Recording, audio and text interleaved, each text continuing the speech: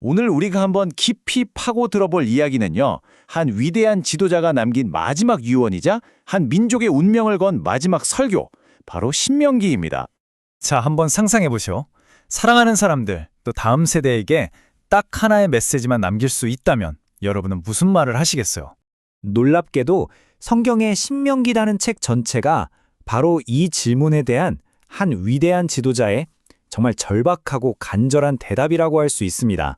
자, 그럼 그 위대한 설교가 울려 퍼지던 그 현장으로 한번 들어가 볼까요? 도대체 누가, 어떤 운명의 갈림길에서 이 말을 남겼을까요? 네, 이 목소리의 주인공은 바로 모세입니다. 홍해를 가르고 시내산에서 신과 직접 대면했던 인물. 이건 뭐 그냥 지도자를 넘어서서 한 민족의 살아있는 역사 그 자체였던 거죠.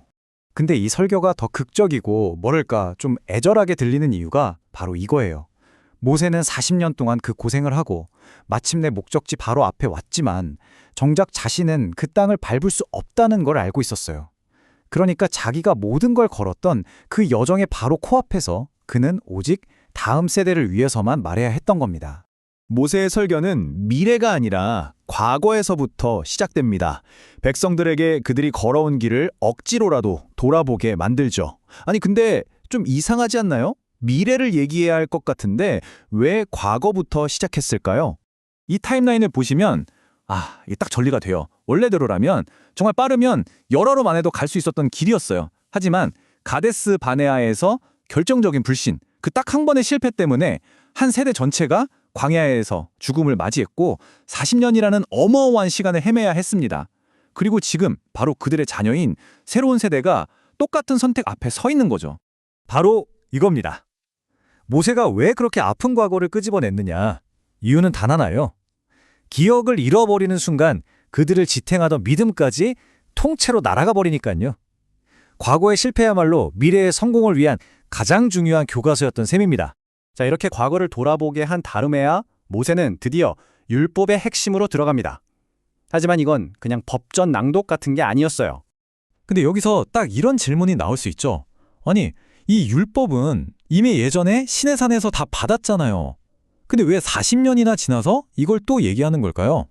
답은 간단합니다. 듣는 사람이 완전히 달랐기 때문이에요. 지금 모세 앞에 서 있는 이 세대는요, 이집트에서 노예로 살았던 고통도, 홍해가 갈라지는 기적도 직접 본 적이 없는 세대입니다. 그들에게 율법은 그냥 부모님한테 들은 옛날 이야기가 아니라 바로 자기 자신의 이야기가 되어야만 했던 거죠.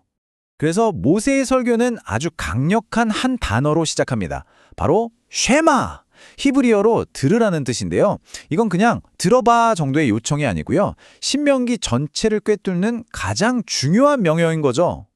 그리고 그 들으라는 명령 뒤에 율법의 최종 목적지가 나옵니다. 그 수많은 규칙과 법의 끝에 있는 건 단순한 복종이 아니었어요. 바로 사랑이라는 관계였습니다. 하나님은 마음과 뜻과 힘을 다한 전 인격적인 사랑을 원하셨던 겁니다.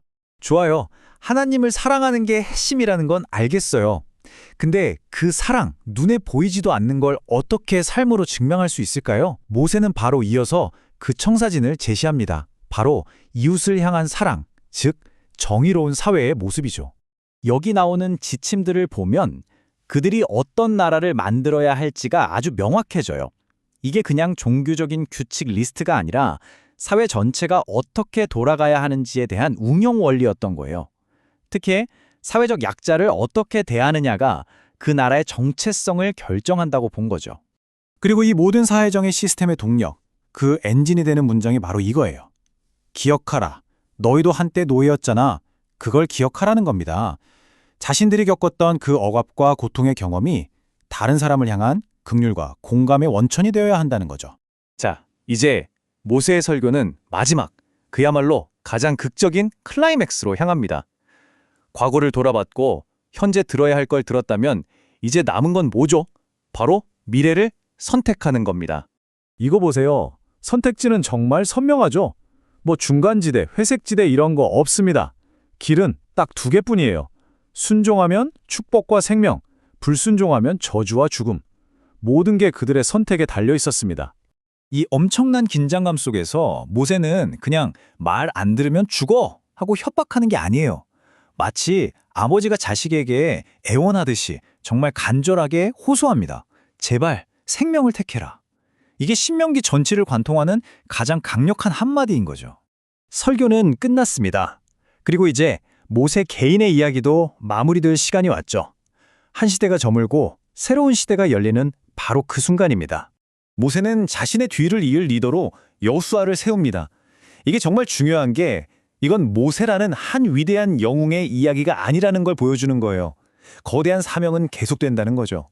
리더는 바뀌어도 비전은 계속됩니다. 그리고 모세는 홀로 느보산에 오릅니다. 평생을 그토록 가고 싶어 했던 약속의 땅을 저 멀리서 눈에 담습니다. 비록 발을 디딜 수는 없었지만 그는 하나님의 약속이 이루어지는 걸 분명히 자기 눈으로 본 거죠. 이 마지막 장면이 우리에게 참 많은 걸 생각하게 만들어요. 모세의 인생은 거기서 끝났지만 하나님의 이야기는 계속되잖아요. 어쩌면 진정으로 위대한 유산이라는 건 내가 없어도 계속될 수 있는 일을 시작하는 게 아닐까 싶습니다. 수천 년 전 모압 평지에 서 있던 그들처럼 이 선택의 문제는 오늘 우리 앞에도 똑같이 놓여 있습니다. 과거를 기억하고 현재의 목소리에 귀를 기울여서 여러분은 어떤 미래를 선택하시겠습니까? 생명인가요? 아니면 죽음인가요? 신명기는 오늘날 우리에게도 이렇게 묻고 있는 겁니다. 그러므로 생명을 택하라.